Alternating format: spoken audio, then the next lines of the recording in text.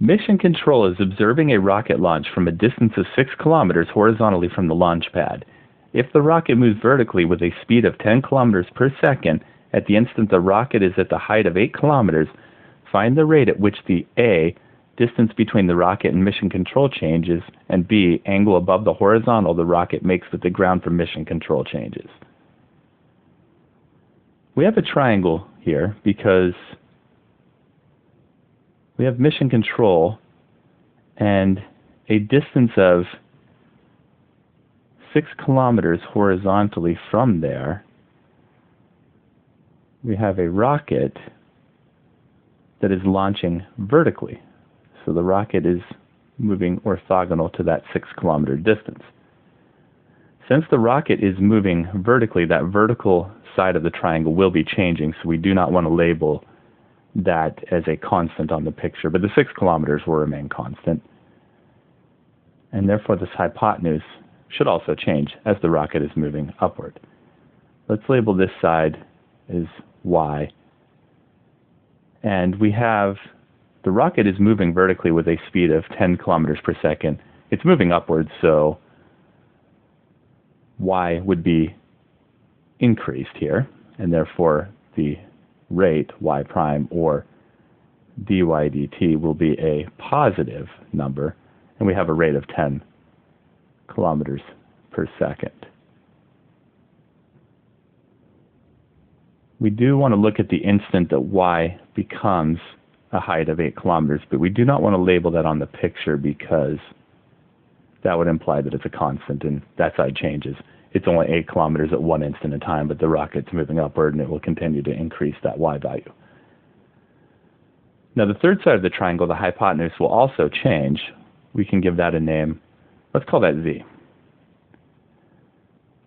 For part A, we want to find the rate at which the distance between the rocket and mission control changes.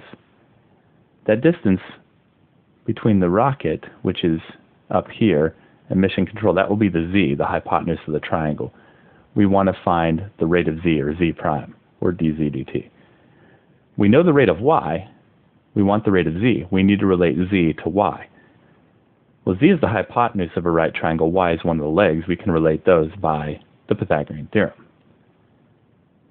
So we have one leg squared, 6 squared, plus the other leg squared, y squared, equals the hypotenuse squared, z squared. There's the related variables equation. We can find the related rates by taking the derivative of both sides of this with respect to time. I will indicate this by a prime on each side.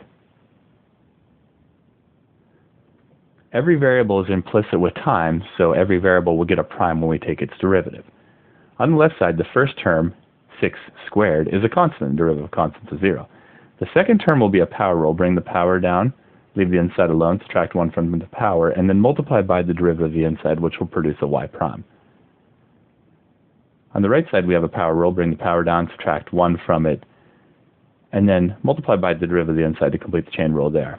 Every variable gets a prime because every variable is implicit with time. Now we can cancel the 2's out by dividing 2 from both sides. And there's our related rates equation. We want to solve for z prime. We need a y, we have that. A y prime, we have that. We need a z. We do not have that just yet. However, we do have a related variables equation here. And if we know a y value, we know a z value by plugging in there. I will take care of that down here by the picture. So we have the equation 6 squared plus y squared equals to z squared. Well, y we know is an 8, so 6 squared plus 8 squared equals to z squared. 6 squared is 36. 8 squared is 64. Will equal to z squared. So we have 100 will equal to z squared. And z will be the square root of the 100. Square root of 100 will give us plus or minus 10. However, z is supposed to be a distance, so we only want to keep the positive. And so it'll be 10, and in length units, we're in kilometers in this problem. So 10 kilometers. We can now plug that z value in up at the related rates equation in part A. Y was given. It's an 8. y prime was given. It's a 10. We just found a z. It's a 10. And we want to solve for z prime. We can now divide the 10 from each side and cancel those out. And there's our z prime. It's an 8. So z prime, or dz dt, is coming out to a positive 8, and it will be in units of z is measured in length, kilometers, over time, which is in seconds in this problem. For part B, we want to find the rate at which the angle above the horizontal with the rocket makes with the ground from mission control change. We want to find the rate at which this angle above the horizontal, I will label on the picture as theta.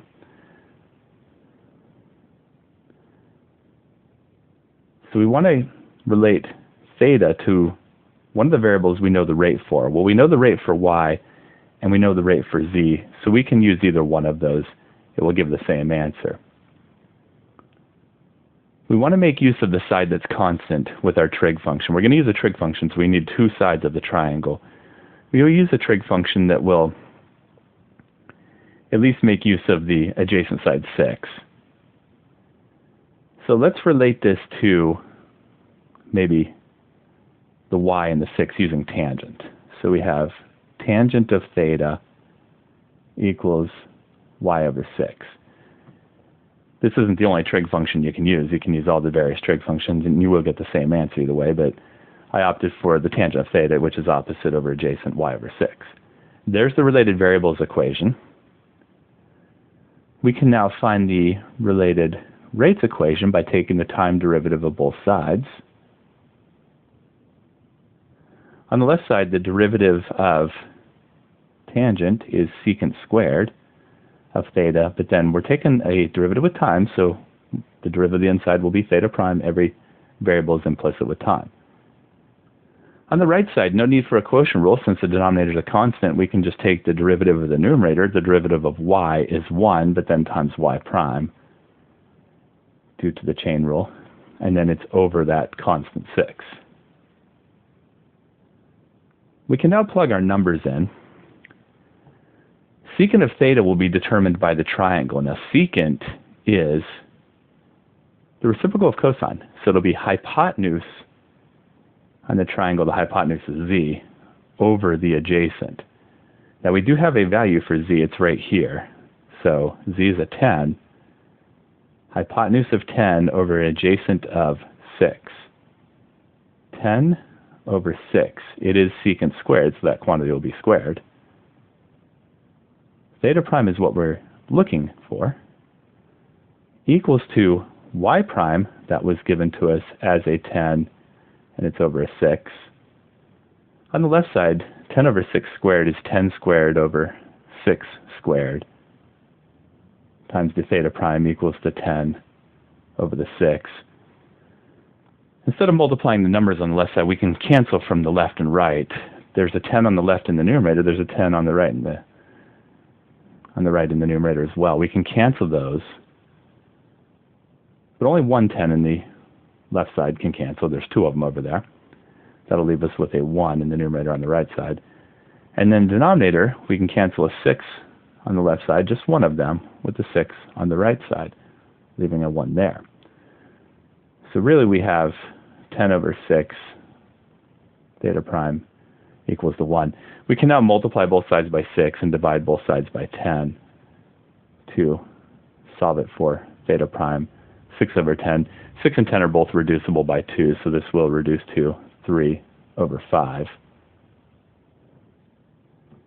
So theta prime, or d theta dt, will equal to 3 over 5, and it will have units of angle, radians, over time units, in this problem, seconds.